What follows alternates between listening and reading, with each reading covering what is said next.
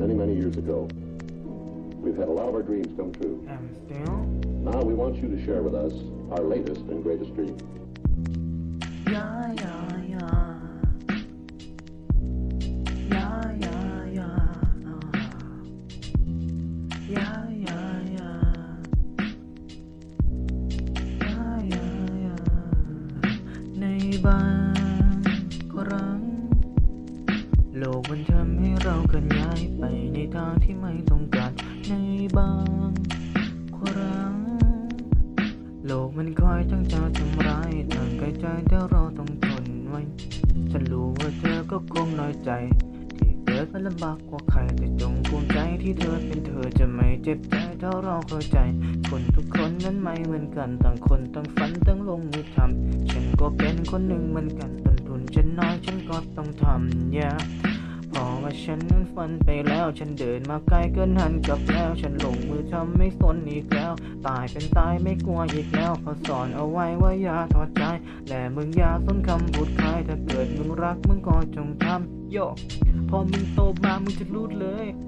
ว่าโลกนั้นมันโหดร้ายไม่ได้มีแต่คนจริงใจมีแต่คนขายมึงจะดีแต่ไม่ดีมึงบรรลุเอาตอนท้ายว่ามันไม่ได้เกินกับในนิทานว่าโลกสวยกับสวรรค์น่ะยามที่ผ่านก็ทุกวันฆ่ากันทำลายกันจนพิการไม่อยากสนโลกและปูดน่ะปวดกับบ้านกดโกงจะติดเรื่องงบประมาณตำรวจใจเชื่อไม่ได้ในราชการโลกใบนี้มันน่าเบื่อไม่แต่เรื่องในใจกูอยากจะ move off my life หนีออกไปให้ไกลหลับตาลงไปที่ไกลแสนไกลไม่สนใจและหายไปให้ไกลให้ไวMany years ago, many years ago, we've had a lot of our dreams come true. Yeah, yeah, yeah. Yeah, yeah, yeah. Yeah, yeah, yeah. Yeah, yeah, yeah. Yeah, yeah, yeah. Yeah, yeah, yeah. Yeah, yeah, yeah. Yeah. คนทุกคนต้องเกิดมาแล้วก็ตายดังนั้นฉันรู้ตัวดีตอนสุดท้าย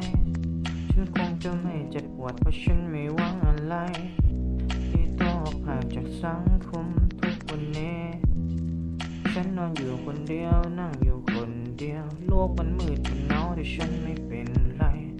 ฉันเข้าใจแต่จะทำให้โลกต้องจบลงฉันเลยไม่เสียใจฉันไม่ปลงยายา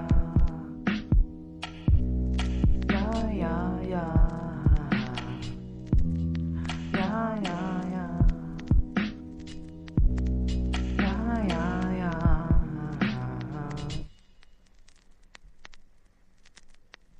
And still